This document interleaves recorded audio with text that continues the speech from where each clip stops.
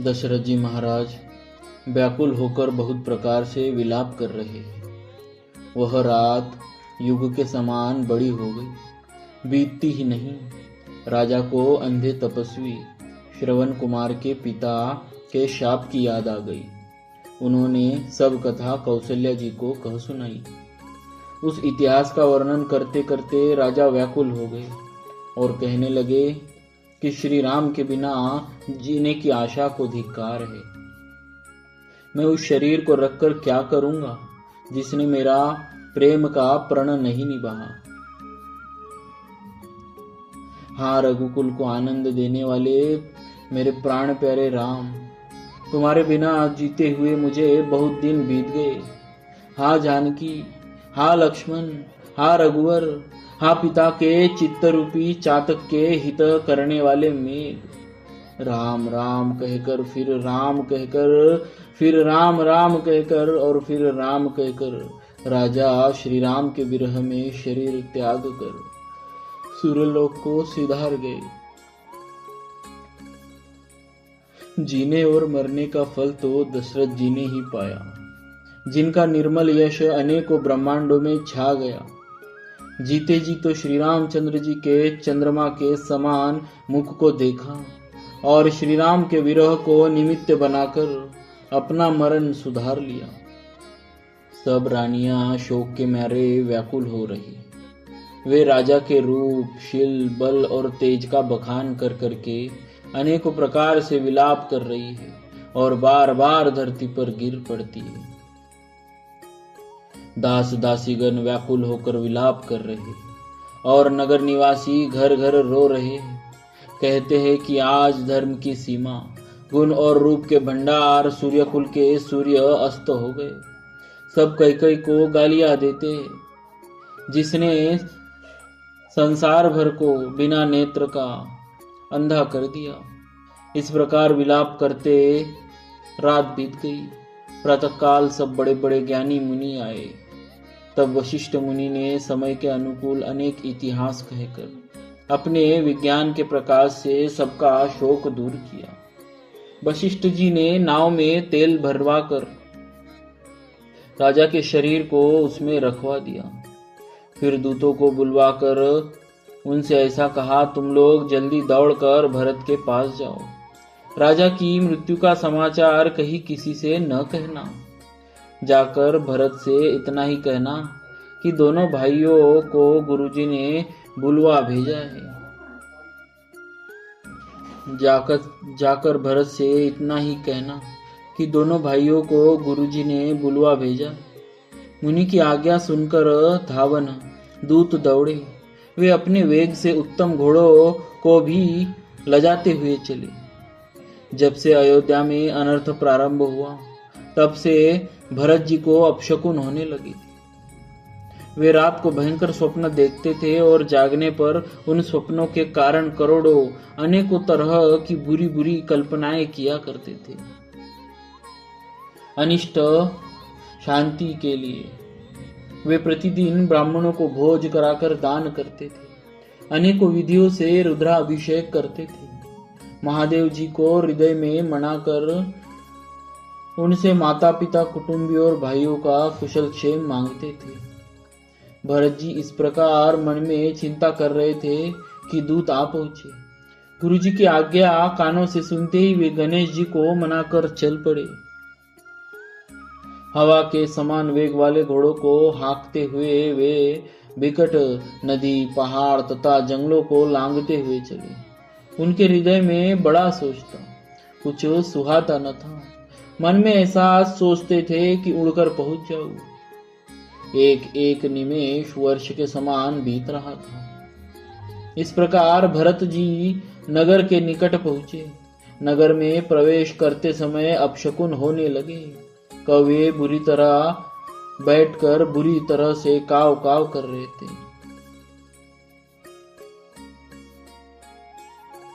गधे और सिंहार विपरीत बोल रहे। यह सुन सुनकर भरत के मन में बड़ी पीड़ा हो रही। तालाब, नदी, वन, बगीचे सब शोभाहीन हो रहे हैं। नगर बहुत ही भयानक लग रहे हैं।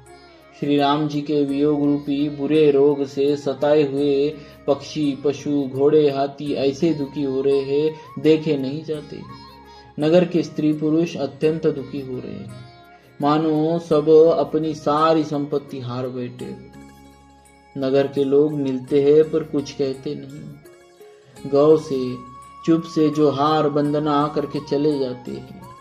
भरत जी भी किसी से कुशल नहीं पूछ सकते, क्योंकि उनके मन में भय और विषाद छा रहा है।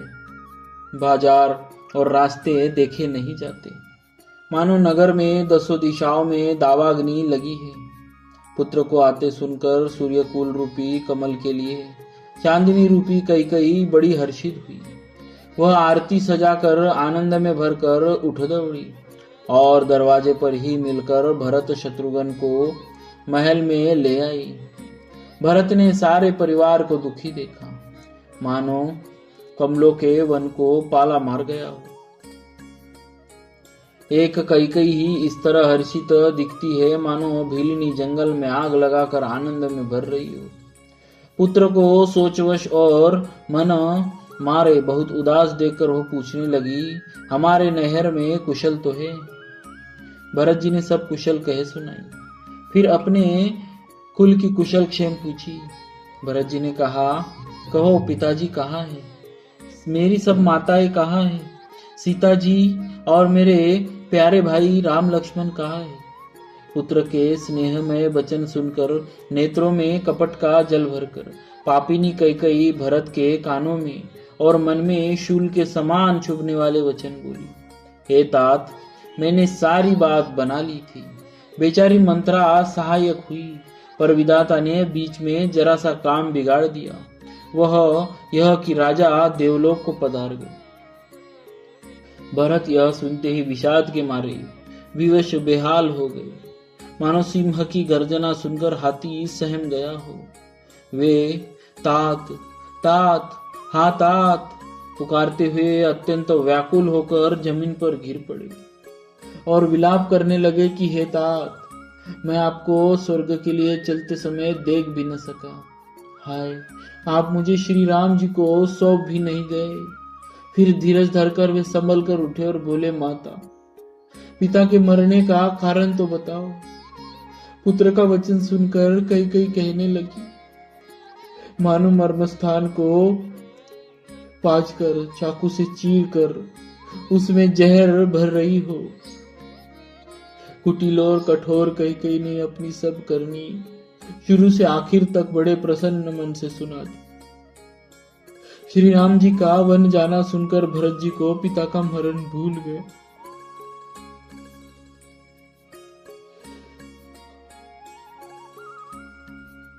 और हृदय में इस सारे अनर्थ का कारण अपने को ही जानकर वे मौन होकर स्तंभित रह गए, अर्थात उनकी बोली बंद हो गई और वे सन्न रह गए।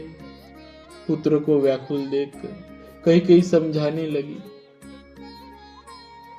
मानो जले पर नमक लगा रही हो। वह बोली, हे तात, राजा सोच करने योग्य नहीं है।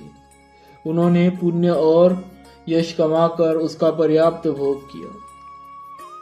जीवन काल में ही उन्होंने जन्म लेने के संपूर्ण फल पा लिए और अंत में वे इंद्रलोक को चले गए। ऐसा विचार कर सोच छोड़ दो और समाज सहित नगर का राज्य करो। राजकुमार भरत जी यह सुनकर बहुत ही सहम गए, मानो पके घाव पर अंगार छू गया हो। उन्होंने धीरज धरकर बड़ी लंबी सांस लेते हुए कहा, पापिनी, तूने सभी तरह से कुल का नाश कर दिया। हाय, यदि तेरी ऐसी ही अत्यंत बुरी दुष्ट इच्छा थी तो तूने जन्मते ही मुझे मार क्यों नहीं डाला? तूने पेड़ को काट कर पत्ते को सींचा है और मछली को जीने के लिए पानी को उलीच डाला, अर्थात मेरा हित करने जाकर उल्टा तूने मेरा अहित कर डाला। मुझे सूर्यवंश सा दशरथ जी सरीखे पिता राम लक्ष्मण से भाई मिले, पर हे जननी, मुझे जन्म देने वाली माता तू हुई। क्या किया जाए, विधाता से कुछ भी वश नहीं चलता। हरि कुमति, जब तूने हृदय में यह बुरा विचार निश्चय ठाना, उसी समय तेरे हृदय के टुकड़े टुकड़े क्यों न हो गए। वरदान मांगते समय तेरे मन में कुछ भी पीड़ा नहीं हुई, तेरी जीभ गल नहीं गई, तेरे मुंह में कीड़े नहीं पड़े। राजा ने तेरा विश्वास कैसे कर लिया। जान पड़ता है विधाता ने मरने के समय उनकी बुद्धि हर ली थी। स्त्रियों के हृदय की गति विधाता भी नहीं जान सकते। वह संपूर्ण कपट, पाप और अवगुणों की खान है। फिर राजा तो सीधे सुशील और धर्मपरायण थे, वे भला स्त्री स्वभाव को कैसे जानते। अरे जगत के जीव जंतुओं में ऐसा कौन है जिसे श्री रघुनाथ जी प्राणों के समान प्यारे नहीं। वे श्री राम जी भी तुझे अहित हो गए, वैरी लगे। तू कौन है, मुझे सच सच कहे, तू जो है सो है। अब मुंह में स्याही पोत कर, काला मुंह करके उठकर मेरी आंखों की ओट में जा बैठ। विधाता ने मुझे श्री राम जी से विरोध करने वाले तेरे हृदय से उत्पन्न किया, अथवा विधाता ने मुझे हृदय से राम का विरोधी जाहिर कर दिया। मेरे बराबर पापी दूसरा कौन है, मैं व्यर्थ ही तुझे कुछ कहता हूँ। माता की कुटिलता सुनकर शत्रुघ्न जी के सब अंग क्रोध से चल रहे, पर सब कुछ वश नहीं चलता। उसी समय भांति भांति के कपड़ों और गहनों से सजकर कुबरी मंत्रा वहां आई। उसे सजी देखकर लक्ष्मण के छोटे भाई शत्रुघ्न जी क्रोध में भरे, मानो जलती हुई आग को घी की आहुति मिल गई हो। उन्होंने जोर से तक कर कुबड़ पर एक लात जमा दी। वह चिल्लाती हुई मुंह के बल जमीन पर गिर पड़ी। उसका कुबड़ टूट गया, कपाल फूट गया, दांत टूट गए और मुंह से खून बहने लगा। वह कराहती हुई बोली, हाय देव, मैंने क्या बिगाड़ा जो भला करते बुरा फल पाया। उसकी यह बात सुनकर और उसे नक्श शिका तक दुष्ट जानकर शत्रुघ्न जी झोटा पकड़ पकड़ उसे घसीटने लगे। तब दयानिधि भरत जी ने उसको छुड़ा दिया और दोनों भाई तुरंत कौशल्या जी के पास गए। बोलिए श्री सीताराम जी महाराज की जय।